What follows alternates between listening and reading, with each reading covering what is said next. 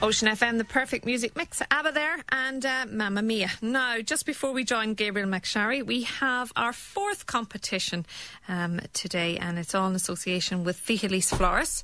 And on Monday the 30th of August, there is an evening floristry demonstration with Ian Lloyd.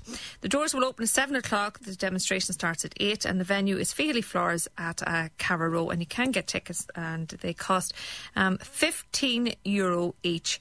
And also on Sunday the 29th of August, there is a full-day wedding floristry course with Ian Lloyd. It runs between 9:30 and 5 at Fichelis Florist. And if you want more details on that, you can contact Sharon or Michal on 9159200.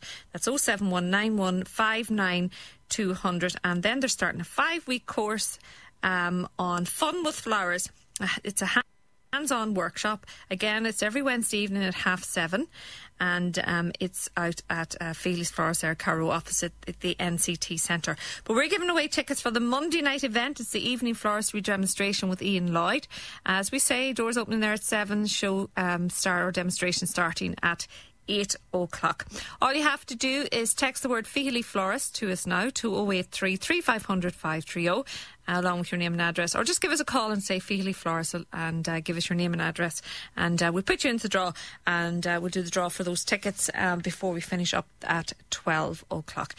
Well, it is Wednesday morning, and of course we are in studio with Gabriel McSharry, medical herbalist and nutritionist. Good morning, Gabriel. Good morning, Margaret.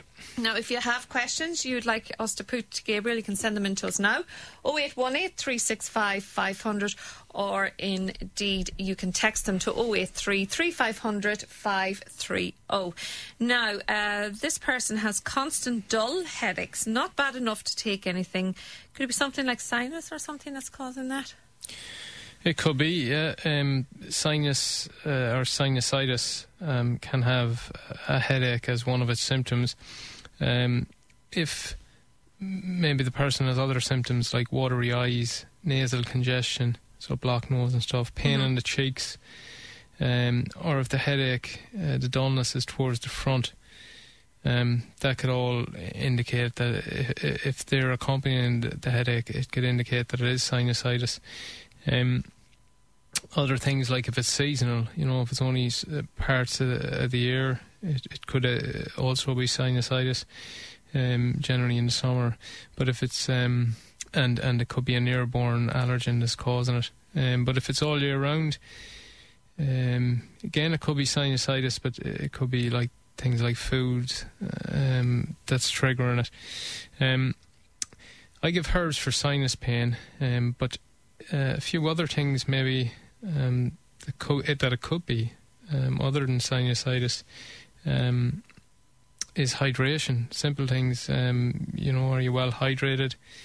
I recommend 2 to 3 pints of water a day as a minimum. And as a minimum? Yeah, and you're going to read a lot, or maybe get a lot of recommendations on water intake, and which is the what's healthy and so on, and you might see the famous 8 glasses a day type of thing, but really what it comes down, and I'm a big advocate of drinking water, it's very important, but what it comes down to is different people need different amounts. And obviously if you have high level of exercise and stuff, and you sweat a lot and stuff, you need more than a sedentary person who doesn't exercise.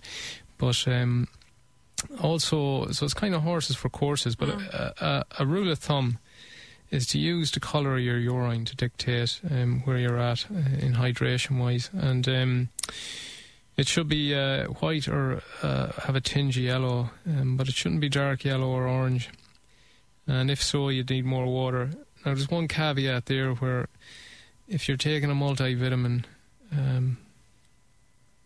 that could confound that rule of thumb, because riboflavin... because medication could change the colour, and other medications, I guess, but a more common one is B1, called riboflavin, has a metabolite that comes out an orangey colour in the urine, and it can confound that. So obviously if you're taking a multi or a B complex, you can't use that rule of thumb. But in general, I think 2 to 3 pints of water a day And don't be drinking iced or chilled water unless you're really hot or whatever, but we generally don't have the climate for that yet. It's a very common thing, and I drink water away from meals.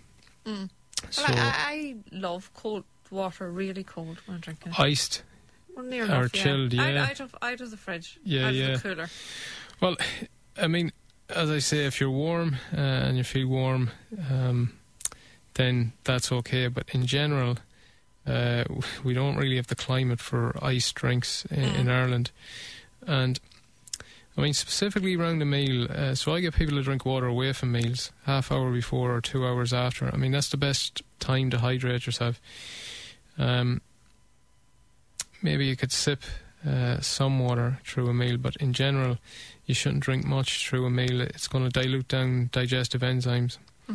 Can you drink too much water? You do hear some people saying that, you know, if you drink so much water, it's not bad. It's not good for your kidneys because it's making them work even harder. Is that true? Well, you can definitely drink too much water, no doubt about it. And people have died from drinking too much water. It's, really? Yeah, it's well documented in the medical literature. And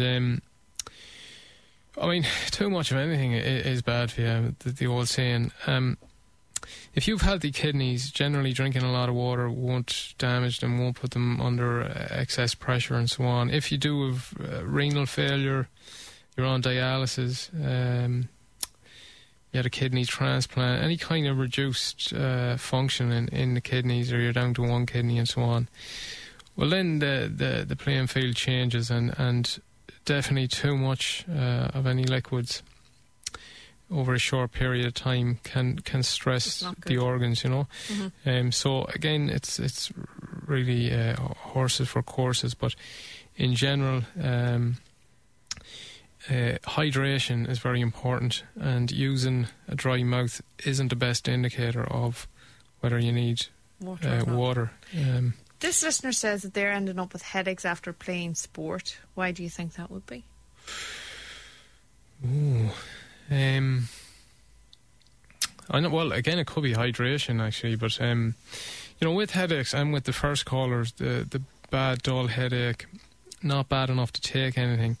But you know, if you ever get a headache that comes on suddenly, and is quite severe or dull or whatever, it's no harm to get it checked out. You know, just go to your GP and get a few basic checks. If it's something that you have long term, it's completely different. It'll be down to things like maybe some simple things like hydration and stuff like that. So if the person always kind of got it after exercise, I would ensure that they hydrate themselves that morning, you know, before a match and so on, and see does it still happen. What about blood pressure and things like that, maybe? Yeah, well, definitely blood pressure can cause headaches. You know, if to do exercise, you know, they should know if they've blood pressure problem. I mean, you can get your blood pressure checked a lot of places now in the chemist and so on, off your GP. I check everyone's blood pressure that comes through the clinic. It's very important to keep it in the normal range. But it's normal for your blood pressure to go up during exercise. You know, it can go sky high. That is normal. Like, you know, the pressure goes up in the system to aid the flow of blood to the extremities and so on. But for the cause headaches, it shouldn't. Definitely shouldn't. Okay. So what do you recommend this person does? Really hydrate themselves, and maybe there is an allergy there, or they don't realise? Or I mean, the AST is a sinus pain, so it could be their own insight into it. And as I say, outlined a few other factors like watery eyes, nasal congestion, pain in the cheeks, and if the headache is towards the front, and then yes, it could be sinus and or even hay fever, and work out what. If it's seasonal, it's probably airborne pollens. If it's there all year round or in the winter as well, it's something different. Still could be airborne allergens from synthetic air fresheners and stuff, but most likely to do with foods. And foods, you know, an allergy to certain foods can cause headache. But again, if your headache just came on all of a sudden recently, no harm to get it checked out, just to make sure everything's okay. Okay, this listener suffers with a lot of headaches in the morning. Takes a few hours for it to go straight away with tablets. What could be the cause? No. I'm presuming their tablets are they're taking painkillers. Painkillers, I would think. Yeah, I mean that's not good, and it's it's not like painkillers and that. All right, maybe the odd time or whatever, but it's not good if you're if every Taking morning. them every morning you have to take one. Yeah, because they're just not good long term, and I mean it's just not good to have bad headaches every morning either. That would result in taking painkillers. I don't know, that person headaches can come on hormonally as well. So in females, a certain type of time of the menstrual cycle, they can get bad headaches. If that's the case, I treat hormonally. But again, it's something you'd really need to assess. Rule out things like hydration. Make sure you're well hydrated. Get fresh air and exercise. And watch the diet too. Watch all the processed foods. Things like artificial sweeteners and flavour enhancers like MSG. These can all cause headaches. So really watch them. I mean, if they're just in the morning, things like blood sugar as well could be a factor. No harm getting a blood test done. Make sure everything's in order. For someone like that, I always take a full case history on diet, lifestyle, medical history, and so on. And from that, generally, then you can deduce what's the cause of the headaches. Can simple things like maybe stress cause a headache to you, or you're worrying constantly? Definitely. Possibly not in the morning though. Like in the morning, you're just after, we'll say, generally an 8-hour fast, and rest when you should be totally switched off. Yeah, well, you shouldn't wake up stressed, Yeah, exactly.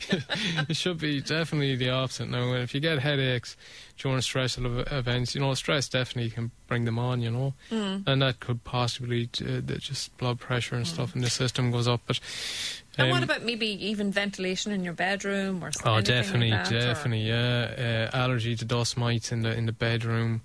There was one woman, she had loads of wee cuddly furry toys, that she carried on into adulthood. And when I got her to remove them from her bedroom, her asthma symptoms nearly completely went away. But also, so they're, I suppose, the cuddly toys are dust gatherers, I suppose, again. Yeah. Not now you have to go home and throw out your cuddly toys. No. But it's just to say, like, always question your environment. And I said it before.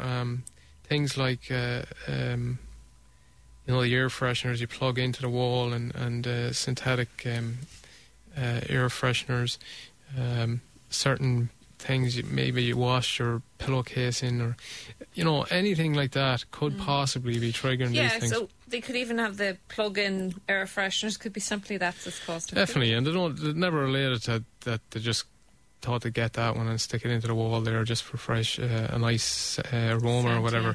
But they never. Some people might never marry that up with the onset of headaches or any kind of symptoms, But these are the things I help people to kind of be aware of, and that's just I suppose some domestic things, but also there's foods and that as well that these people should be aware of. And sometimes when you probe into the diet, you see that they eat a lot of a certain food that might have a certain flavour enhancer that could cause a lot of headaches, and that could be it. I mean, the reason I mentioned blood sugar is that we sleep at night and we go into an 8-hour fast, and sometimes people who are pre-diabetic, or if they find their blood sugar is high in the morning, it's because your blood sugar went low, so you started breaking down your stores in the liver, your glycogen, and then blood sugar goes high. But really, blood sugar should never be high in the morning. Should only be high for short periods after a meal, and never be like chronically high. So that's something then that a blood test from a GP will rule out. A fasting blood glucose test. So just make an appointment with a GP for first appointment in the morning, 9 a.m.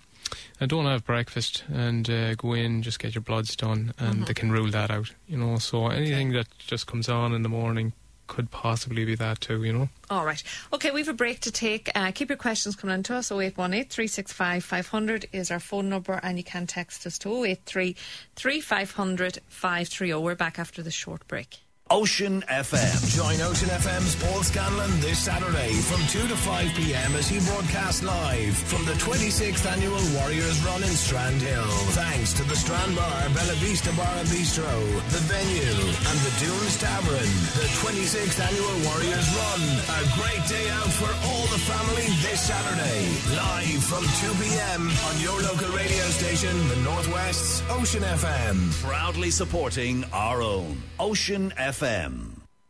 A short history of Tennant's Lager.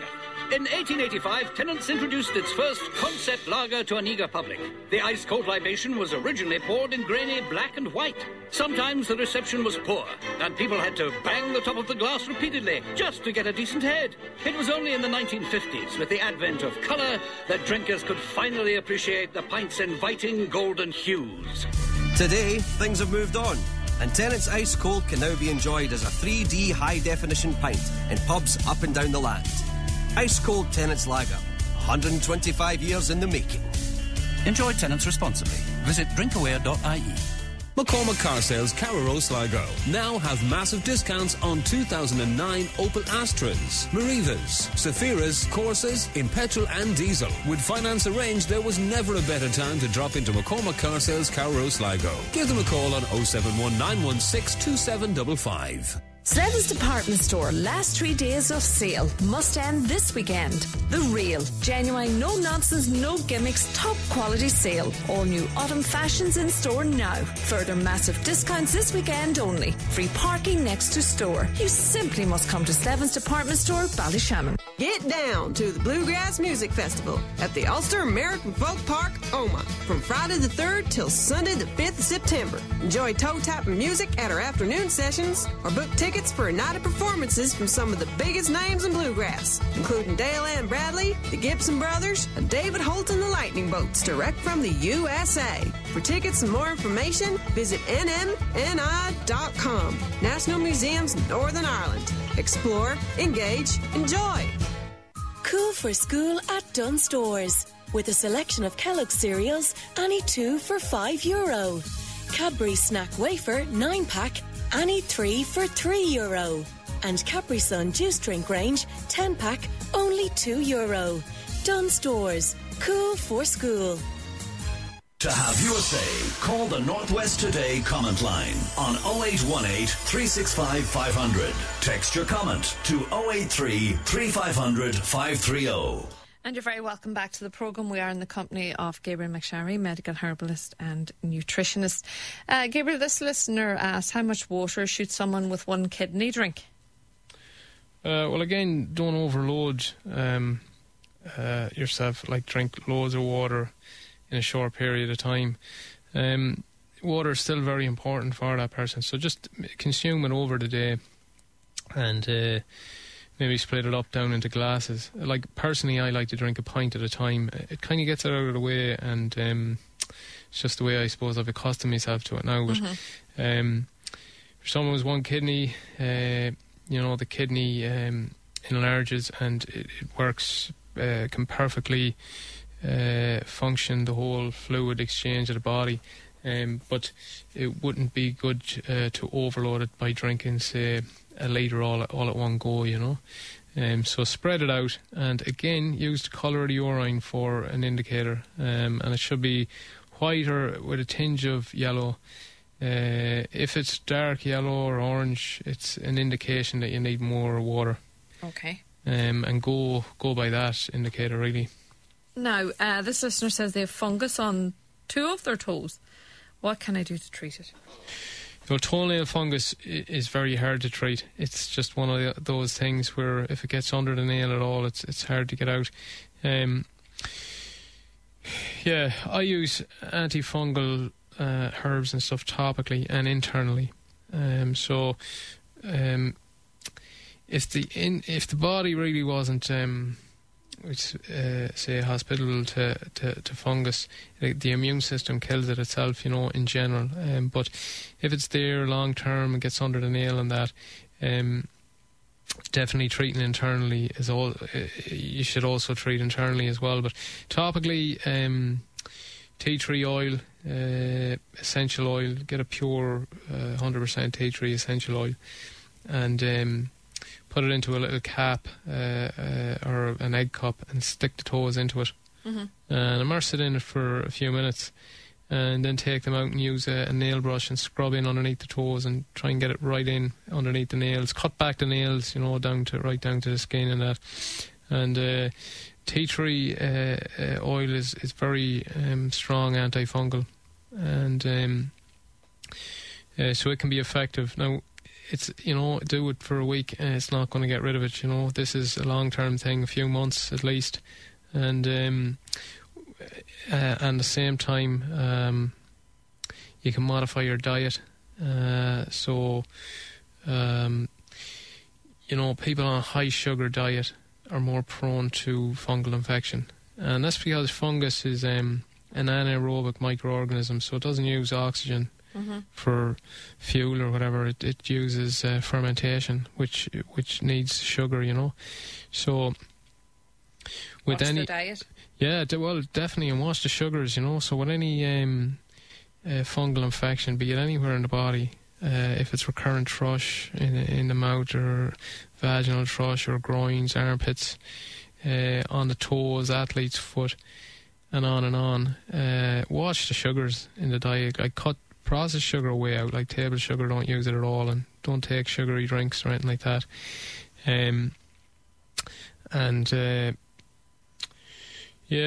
There's a number of antifungal herbs. Podarco is one I use internally, and Oncaria. So they're the two ones that are golden seal as well as antifungal. Along with the topical application of tea tree oil. Okay, this listener suffers from swollen ankles. Any idea how to help? Yeah, the person needs to be assessed really for make sure their heart function is okay, So a GP or someone will check your blood pressure and heart markers. What they have is peripheral edema, edema being water retention in the ankles, and it can be a circulation problem when it's seen in both legs and not just one, and can be due to venous insufficiency and kind of aging of the veins leading to chronic swelling. So your veins generally work by the exchange of fluids, and if your veins are bulged or they have leaks in them, we'll say, then the fluids can move from one area of pressure to the other, and they can pool in the ankles. So if one is, varicose veins and that would indicate, or hemorrhoids or piles and that would indicate that they do have a tendency towards venous insufficiency. And there's things you can take for that. Dietary berries, and fruits and veggies with strong colours in them, really, they're all good for venous insufficiency. But bilberry and herbs and turmeric. Also things that can... we'd say exacerbate this would be, like, some people get it in pregnancy, and that's to do with just a mechanical structural weight, and the force coming down on the extremities kind of pushes the fluid into different tissue systems. So interstitial fluid, and obviously if they're obese or overweight, that's something that can rectify, make an appointment with a nutritionist, take measures to address that.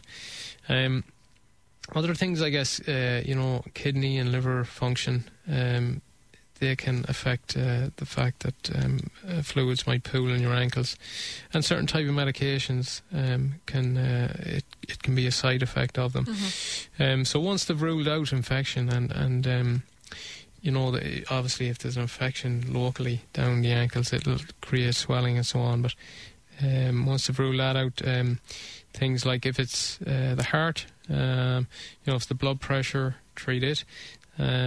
venous insufficiency, treat it. And if the kidneys aren't getting rid of the fluids of the body, then things like diuretics can be really good. There are certain herbs that can just increase the excretion of fluids from the body. And, simple things too, like elevating them and stuff like that can help. Okay, I'll just take some of the questions that are coming in here as well. Myself and my wife sleep in the bedroom with our dog. We have no allergies. Is this okay? That's fine, yeah. Lots of people let their pets sleep in the Yeah, bedroom. that's fine, yeah. Like, obviously the pet can bring in things, from outside and that, but, if there's no allergies and there's nothing wrong with that, that's okay, yeah. Yeah, okay. I feel like I have a lump in my throat. It's not sore. What is it? Yeah, I don't know. It'd be hard to... yeah, look, it could be if there's actually not a lump in the throat, but it just feels like that, then it could be a digestive problem. Either maybe too little acid in the stomach and stuff, or and it sounds like gastroesophageal reflux disorder, or GERD. That's a symptom of it. And what's the diet like? Is it high in processed foods and stuff like that, and high in sugars and stuff, high in alcohol, caffeine? These all can lead to digestive problems like that. I noticed from doing the programme with you over the past number of months that a lot of these symptoms are down to people's diet and their lifestyle. Well, definitely, diet and lifestyle can cause quite a myriad of symptoms, and in my opinion, they're the genesis of quite a lot, maybe 80-90% of chronic illness. So it's very important to keep it right, and I guess the problem is that there's a lot of misconceptions out there on what foods are good for you and what foods are bad. And people will notice from listening to the show over the weeks that, some of the things that they thought might have been healthy, I might say, they're so not,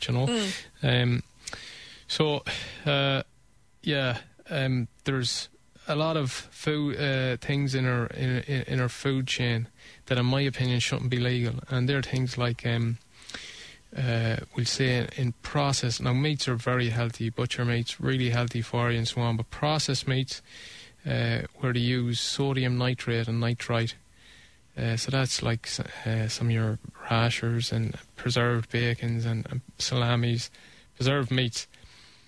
Like sodium nitrates and nitrites, we know causes colon cancer and predisposes to other cancers. Like, this is well documented now in the medical literature.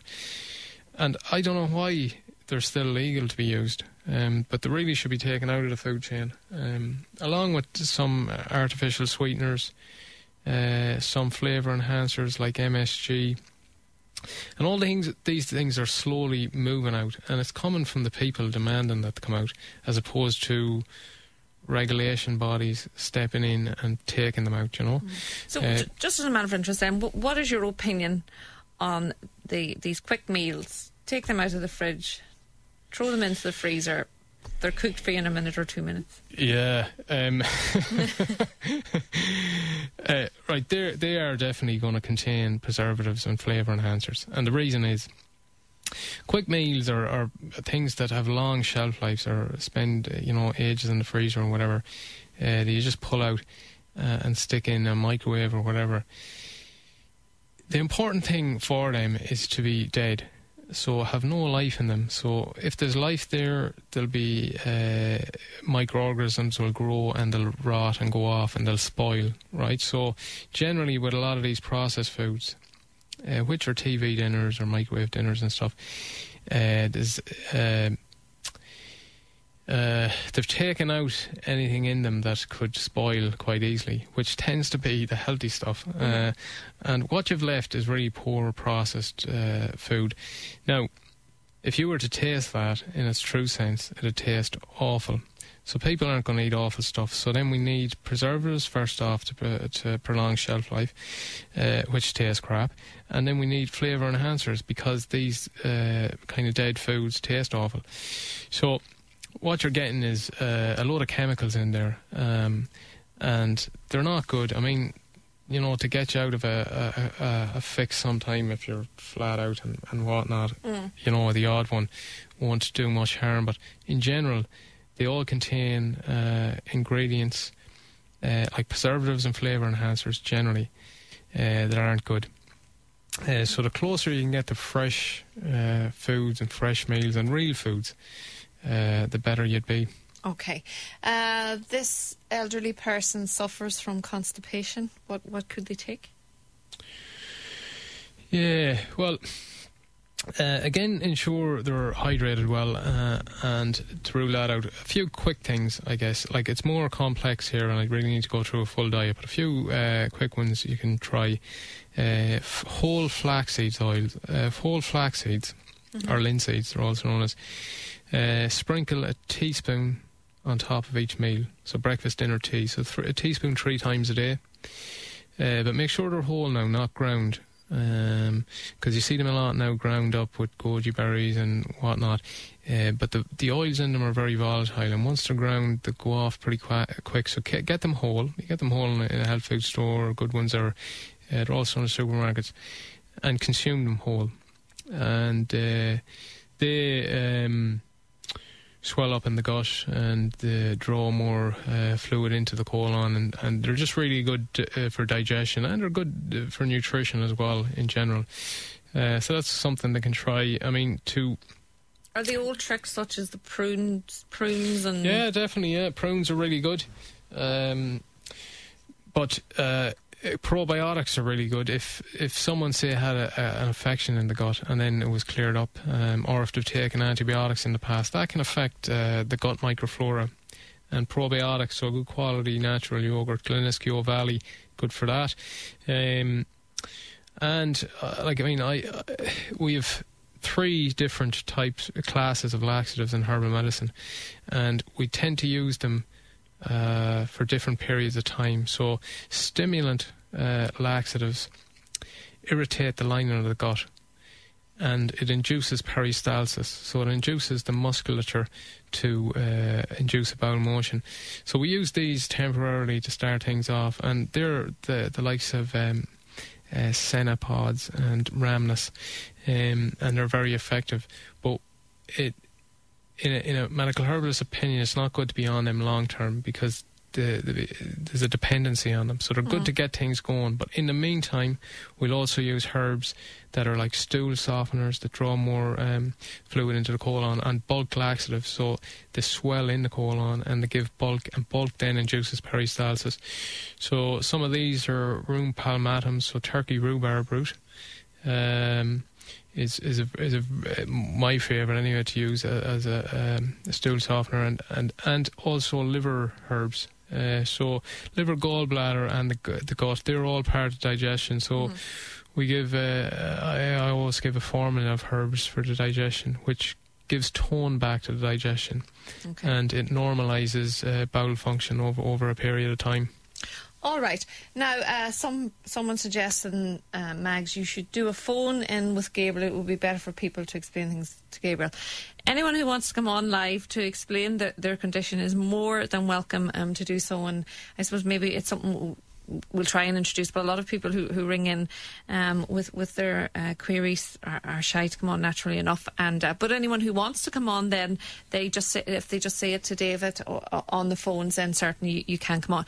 We're taking a quick break and we're back in a few moments. Ocean FM. Congratulations to Molly Ferguson from Beleek, winner of the Ocean FM Rehab Radio Bingo jackpot of €14,100. Molly picked up her winning book from the Straddle service station. From all the team on Ocean FM's Rehab Radio Bingo, congratulations again to Molly, winner of the jackpot prize of €14,100 on Ocean FM's Rehab Radio Bingo. Keep listening for your chance to win. Proudly supporting our own Ocean FM. Are you in pain or worrying about underlying health issues? Don't wait it out and worry. Skip the queues and come and see the caring professionals at Northwest Independent Hospital Ballykelly Derry. They provide a wide range of specialist clinics such as neurology, physio and sports injury, cardiology, x-ray and MRI, well men and women screening. Call them now to book your private, confidential and professional consultation on 048 777 23501 or visit the website nwih.co.uk. EJ Menswear end of season clear out is now on. All EJ stock is reduced by 50% or more, with loads of extra special bargains in store. EJ Menswear half price sale now on. You call that hurling? Dad, relax. Think of the names that have worn that jersey, son. Great names like Central Whole Chicken half price. Who? And 2 litre Coke and Fanta. 2 for €2. Good news. Discover the value at Centra. You'll find it hard to think of anything else. Like Centra quality Irish whole chicken 1.7 kilo, half price only €3. And 2 litre Coke and Fanta 2 for €2. Your local Centra, ahead of the game. Hi, my name is Seamus McManus. My daughter Aisling is an IT Sligo accounting graduate. I'd highly recommend IT Sligo to any parent whose child is considering their college options. There is still time to choose one of IT Sligo's great courses. IT Sligo has vacant places available on some of its courses for this academic year, including accounting, tourism, marketing, art, financial services and science. To find out more, visit itsligo.ie. IT Sligo. Western living, inspired learning. Bundoran Adventure Park, Seafront Bundoran. Open every day from 1 p.m. All the fun of the fair. Come ride on the thrill rides and drive the bumpers. And for the kids, we have the best selection of kiddie rides in Ireland. All at Bundoran Adventure Park, Seafront Bundoran. Sticky note on the door, sticky note on the fridge, sticky note on the telly. What are you doing? I'm putting up sticky notes to remind me to do the lotto the next time I'm in the shop. Where did you get the sticky notes? Oh, I just nipped to the shop. Oh, no. The Lotto jackpot is heading for €5 million. It could be you. Back to School Fun Day in AIB Stephen Street, Sligo for junior savers on Friday the 27th of August from 12 to 4 p.m. Face painting and treats on the day. All are welcome. Allied Irish Banks PLC is regulated by the Financial Regulator. More music variety and good conversation. Niall Delaney. Ocean FM. And you're very welcome back to Northwest today. We're in the company of Gabriel McSharry, medical herbalist and nutritionist. Now, this is an interesting one. A 70-year-old woman can't walk in a straight line. It's as if she's drunk. What's wrong with her, do you think? No. Yeah, I think it's a medical either condition or symptom. It's ataxia, they call that. So it's... Yeah, she should see her GP and just get things like, her balance, fluid in her ears, things like that checked out. And it's important because you don't want to fall at 70 and either damage, your wrists or your knees or hips or anything, because it's just not a good time to have a fall. Slow to heal and that, or maybe some people suffer a lot after. Well, it takes a lot out of them, and just the whole repair mechanism isn't as good as when you were a teenager type of thing. But with that symptom or presentation that which sounds like ataxia, so either like you just come off a ship on rough seas and that, and you're walking over and back. Yeah, and you don't know. Yeah, could be the fluid in the ears and so on, and I would get clinically assessed. Just to see what it is. Just to see, and of course, and in the meantime, don't drive, and get a family member to drive you down for the assessment, and just to see what's going on. This listener keeps getting little boils under their arm. Should I be worried? They ask. Yeah, it's hard to know now what that could be. It could be a contact dermatitis, like an allergy to something under the arm. If it's near the armpit, it could be something that's brought on by excessive sweating and just the area being moist all the time. It's hard to know, really. They could try just a topical antimicrobial agent, antibacterial agent, like pseudos or stuff. I use a calendula cream. And see what does that get rid of them. And if it doesn't, then maybe you get them assessed, by a dermatologist, or just to see what's... Just go to the doctor and have a... Yeah, just to see what they are. My guess is that it's nothing serious, but I'd need to look at it as well, It's hard to... Over the... it's hard to say it. Yeah. Okay, this listener gets shadows sort of floating over in front of their eyes. What could that be? Yeah, well, that's what they call floaters. And there's a few things here. If they just suddenly come on, and in the presence of, we'll say, a flashing light, brief flashes of light, you should really get into a doctor or an ophthalmologist straight away. Could be like serious things like a detached retina and that. If there's pain in the eyes, light sensitivity and so on, again, get them assessed. If you're over 60 and these things have been there for the last year or two and you just thought, I'll text in and ask this guy what do you think they are, it's probably down to age. The thing's called floaters, and what they are is the vitreous fluid, which is in the eye. They're small dead cells or dead veins floating around in the eye. I think that's what they are. And I think how you know they are, that's what they are, is that if you look from left to right, or if you try and look at the floaters, they'll never be in the one spot. You know, they'll kind of move with the fluid in the eye. So you keep following them. You can never catch them. And if it is just one in one spot all the time and in one eye, you know, again, something needs to be assessed. But if they're there a few years, down to age and yeah, so there's loads of cells and veins in our eyes naturally, but they're fixed. They're in the one spot. And because of that, the reason we don't see them is the brain chooses not to see them. With floaters, where you've kind of dead cells moving about, they're not fixed, and therefore the brain chooses to see them. Mm-hmm. And I think if they're there long term, if you just ignore them, I think over a period of time the brain chooses not to see them as well, and they go. So try and ignore them.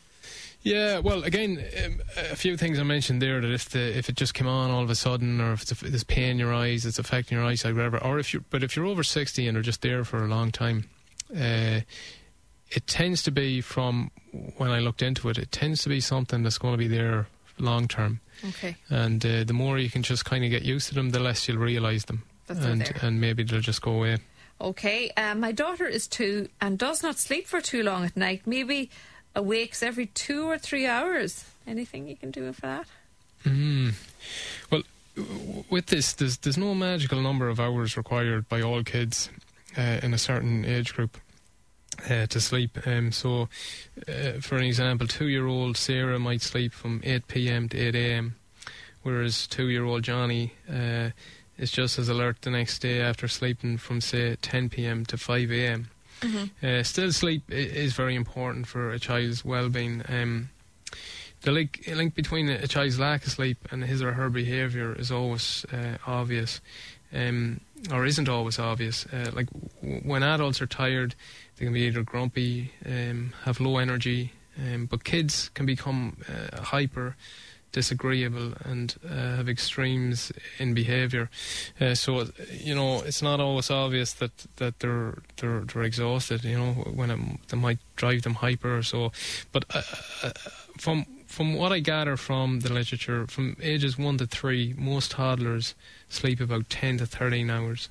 Okay. And things that can affect that are separation anxiety. So, you know, they're in one room and you're in the other. Or just the desire to be with mum and dad and to not miss out on anything can motivate a child to stay awake. So some tips could be to note what time of night the toddler begins to show signs of sleepiness, and try to establish this as his or her regular bedtime. Mm-hmm.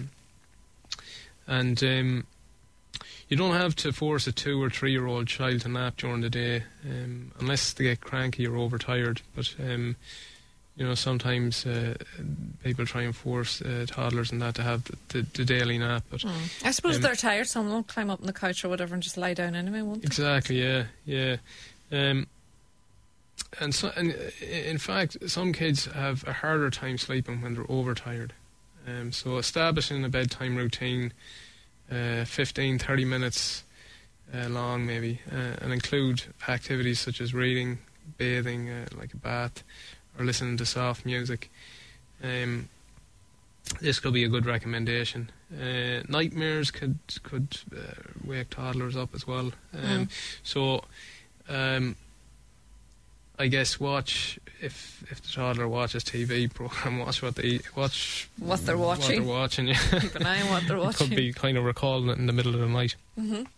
Okay, so really, just bear with it and keep try and get a routine in place. There's definitely some nice mild herbal medicines like chamomile, lemon balm. You can make as a tea, and you can give them a tea in a bit of a bottle, or rub the essential oils into their feet, or in an infuser in the side of beside the cot. All these things can be really helpful as well. Okay, listen, Gabriel, thanks a million for coming in this morning, and you're back with us next week. Now, we do have a lot of questions here, and what we'll do is we'll keep them and start the radio show with them next week, as we've done today. Gabriel, for people who want to contact you, they can ring 07191 42940. Okay, Gabriel McSharry, medical herbalist and nutritionist. Thanks for joining me in the studio this morning. Thanks, Margaret. Now, this week we have teamed up with Tennent's, and we've two